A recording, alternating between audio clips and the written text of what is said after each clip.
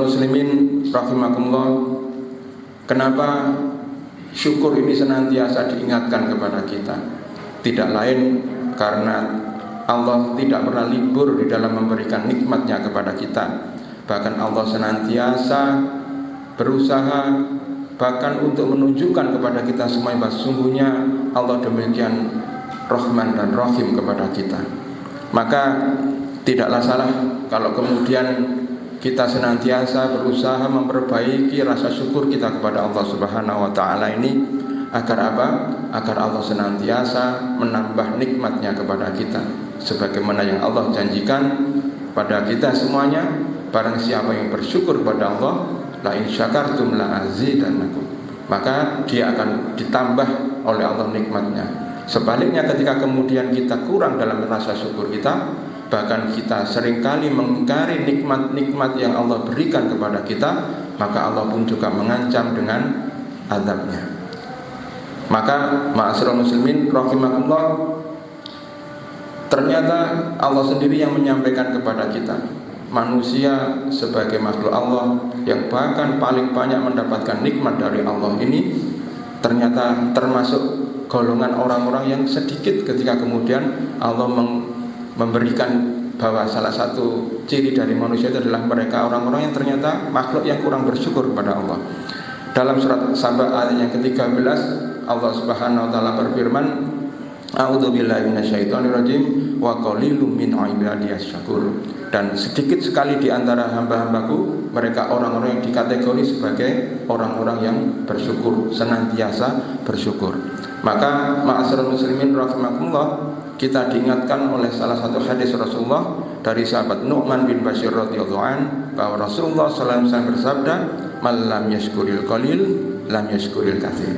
Barang siapa mereka orang yang tidak bisa mensyukuri yang sedikit, maka mereka tidak akan bisa mensyukuri yang banyak. Maka syukur kita ini harus senantiasa kita jaga. Syukur kita bisa kita awali dengan syukur dari hati kita.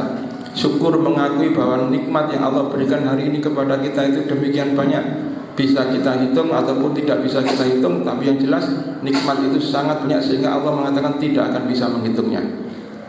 Wa in ta'udu nikmatallahi la tuhsuha. Seandainya kita mau menghitung, tidak akan sanggup kita untuk menghitungnya. Maka hendaklah kita senantiasa berusaha untuk mengakui bahwa sungguhnya nikmat yang Allah berikan itu lebih banyak daripada mungkin sedikit cobaan yang Allah berikan kepada kita. Walaupun sebaliknya manusia itu seringkali yang diingat itu cobaannya, bukan nikmatnya. Diberi nikmat 90, mungkin yang diingat malah yang satu. Ya, cobaan yang satu itu yang terus diingat-ingat. Maka ma'asyiral muslimin rahimakumullah, Imam Ibnul Qayyim Al-Jauziyah dalam kitabnya Al-Fawaid menjelaskan ada 3 jenis nikmat yang Allah berikan kepada kita itu.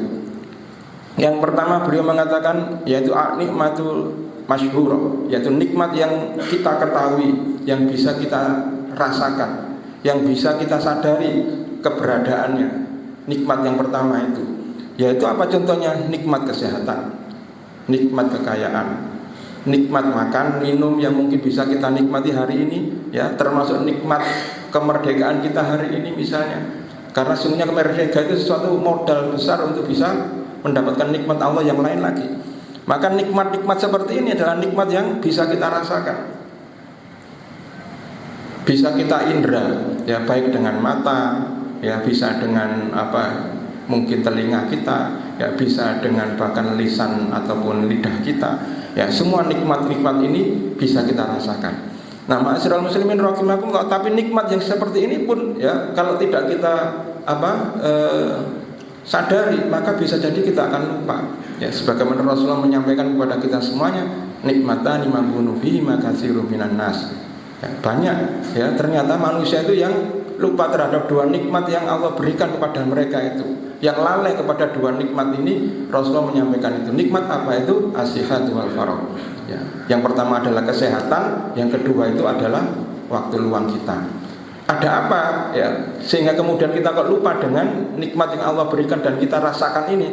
Ya, tidak lain karena tadi itu, ya, ternyata sedikit orang yang dikategori sebagai orang yang pandai bersyukur. Maka ma'asyiral muslimin rahimakumullah, ketika kita mendapatkan nikmat-nikmat ini, hendaklah senantiasa kita berupaya untuk menjadikan nikmat yang Allah berikan ini ya sebagai salah satu sarana bagi kita untuk semakin taat kepada Allah, untuk semakin mendekat kepada Allah, untuk beramal, berjuang di jalan Allah dengan nikmat yang Allah berikan ini. Baik itu nikmat kesehatan, baik nikmat itu berupa jasad kita yang sempurna misalnya, baik itu kemudian fasilitas yang Allah berikan kepada kita di dunia ini. Maka nikmat yang dikatakan nikmatul masyhurah ini, nikmat yang diketahui atau yang disadari ini, hendaklah betul-betul kita jadikan sebagai sarana untuk kita semakin merasakan betapa Allah itu luar biasa kasih sayangnya kepada kita. Jangan sampai kemudian kita masuk kategori orang-orang yang mengingkari nikmat ini. Ya, sebagaimana kemudian dalam Quran itu diceritakan kisahnya Qarun. Bagaimana Qarun ini kemudian oleh Allah Subhanahu wa taala ya dalam tafsir diceritakan Qarun ini adalah termasuk kerabatnya dari Nabi Musa alaihissalam. Ya, dia termasuk orang yang soleh bahkan. Ya, kemudian tidak sekedar soleh, kalau dia itu membaca kitab Taurat, ya suaranya itu sangat merdu untuk didengarkan, sehingga dia punya julukan Al-Munawir atau yang bercahaya. Maka suatu ketika Qarun ini minta kepada Nabi Musa, wahai Musa, doakanlah aku ya kepada Allah agar ini dijadikan orang yang kaya. Karena Nabi Musa melihat Qarun ini orang yang soleh, dia berharap dengan kesolehannya itu nanti, maka harta yang dia miliki nanti juga untuk kebaikan, untuk jalan Allah. Maka didoakanlah oleh Nabi Musa alaihissalam. Maka kemudian karena doanya Rasul itu adalah mustajabah, luar biasa, Qarun kemudian oleh Allah diberikan kekayaan, dan kekayaannya tidak tanggung-tanggung, luar biasa banyaknya. Maka sedemikian kayanya ya Qarun ini ya, kalau setiap keluar rumah ya Qarun ini kemudian memamerkan kekayaan, kemewahan yang dia miliki itu. Ya, dia berpakaian luar biasa mewahnya, kemudian diiringi dengan 600 pelayannya, kemudian juga 4.000 pengawal, disertai kemudian di belakangnya ada ternak yang menjadi kekayaan dia ya, itu dibawa ya 4.000 ternak sampai 60 ekor unta yang memanggul kunci-kunci gudangnya. Ya, bisa kita bayangkan betapa kayanya ya, sampai sedemikian rombongan Qarun itu kalau lewat itu banyak orang kemudian yang mengatakan wah beruntung sekali Qarun ya. Tapi kemudian suatu ketika Nabi Musa ya diperintahkan untuk mengambil zakat ya, mengambil sebagian dari harta yang harusnya dia berikan kepada Allah, ternyata kemudian Qarun mengatakan ya, diabadikan di surat Al-Qasas ayat 78 itu, qala innama utituhu ala ilmin indi. Ya, saya tidak mau mengeluarkan zakat, kekayaan yang saya miliki ini sesungguhnya semata-mata karena ilmu yang ada pada diri saya. Saya bisa kaya seperti ini itu bukan karena siapa-siapa. Ya, dia mengabaikan Allah bahkan ya. Dia meyakini bahwa sesungguhnya kekayaan yang dia miliki ini adalah karena ilmu yang ada pada dirinya. Demikianlah Qarun. Maka Allah kemudian hukum dengan azab yang luar biasa, ditenggelamkan seluruh hartanya beserta orangnya. Maka ma'asyiral muslimin rahimakumullah, ini kisah Qarun dalam Al-Quran, kisah nyata. Dan demikian juga dengan kisah Fir'aun. Yang kisah Fir'aun pun juga sama. Dia diberikan oleh Allah kekuasaan, diberikan Allah jabatan bahkan tertinggi di negeri Mesir ketika itu. Tapi apa yang terjadi? Fir'aun kemudian berlaku sewenang-wenang ya, bahkan ketika dia diajak untuk menyembah Allah Subhanahu wa taala, maka sebaliknya Fir'aun mengatakan anna rabbukumul a'la. Wahai Musa, saya ini Tuhanmu yang maha tinggi, enggak ada Tuhan yang lain selain saya. Itu kesombongan Fir'aun. Maka tentu kita tidak ingin seperti ini ya, karena sesungguhnya setiap kesombongan, setiap keangkuhan, bahkan mungkin keingkaran ya terhadap Allah itu ya, tidak mengakui nikmatnya Allah itu ya, dengan perilaku yang seperti itu ya, itu langsung diadab oleh Allah Subhanahu wa taala.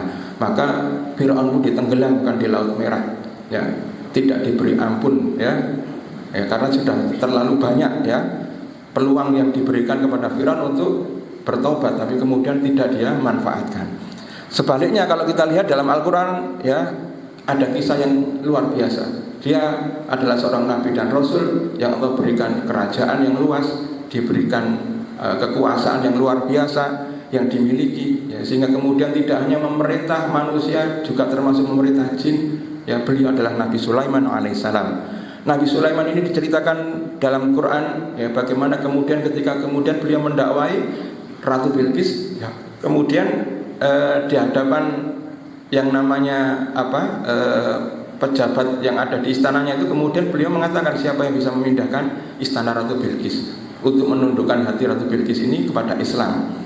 Maka kemudian ada satu jin yang menyatakan saya bisa memindahkan dalam sekejap, ya, sebelum berdiri dari tempat duduk. Tapi kemudian ada seorang yang oleh Allah diberi ilmu mengatakan saya bisa bahkan memindahkan singgasananya Bilqis itu dalam kedipan mata.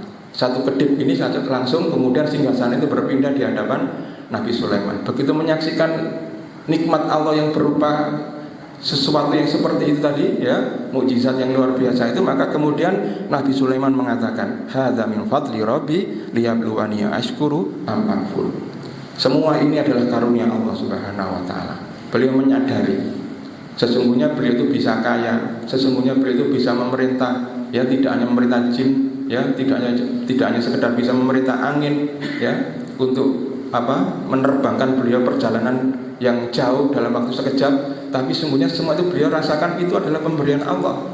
Karena pemberian Allah, kemudian beliau menyadari liyabluwani ashkuru am akfur, untuk menguji apakah saya ini termasuk hambanya yang bersyukur ataukah sebaliknya hambanya yang kufur.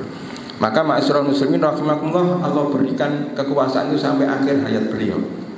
Ya, bisa kita perhatikan dalam kisah Al-Quran itu, ya, seseorang itu kalau kemudian taatnya kepada Allah, bahkan ditambah nikmatnya, bahkan mungkin dijaga yang namanya nikmat itu sampai akhir hayatnya. Demikian juga ma'asyiral muslimin rahimakumullah, ya, dengan kita, ya, ketika Allah berikan nikmat kepada kita, kemudian kita tidak lupa bahwa itu yang memberi Allah, dan kemudian kita jaga nikmat itu dengan ketaatan kepada Allah, maka Allah akan menjaga nikmat itu kepada kita sampai akhir hayat kita. Itu yang pertama. Yang kedua adalah nikmatul makmurah, nikmat yang tidak terlihat, ya, nikmat yang tidak kita sadari. Mungkin nikmat ini bersama kita hari ini, tapi kita tidak merasakan. Apa itu? Contohnya ketika kita terhindar dari musibah ataupun bencana ataupun penyakit, maka itu suatu nikmat sebenarnya. Ya, kita baru merasa dicabut nikmatnya ketika kita kena musibah. Padahal ketika dihindarkan dari musibah setiap hari seperti ini, itu merupakan nikmat yang Allah beri. Makanya perlu kita syukuri setiap saat. Ya, jadi kita perbanyak rasa syukur kita kepada Allah Subhanahu wa taala. Dan yang terakhir, ma'asyiral muslimin rahimakumullah, Imam Ibnul Qayyim mengatakan nikmat yang ketiga adalah nikmatul maghfurah, nikmat yang diingkari atau nikmat yang tadi itu, ya, dikufuri oleh orang-orang seperti Qarun dan Fir'aun. Maka ma'asyiral muslimin rahimakumullah, ya, semoga kita semuanya oleh Allah Subhanahu wa taala senantiasa dijadikan sebagai hambanya yang bersyukur, senantiasa dijadikan sebagai orang-orang yang senantiasa taat kepada Allah Subhanahu wa taala, menjadikan nikmat yang diberikan Allah kita, baik nikmat usia, nikmat kesehatan, nikmat harta dan seterusnya, itu untuk senantiasa ketaatan kepada Allah Subhanahu wa taala.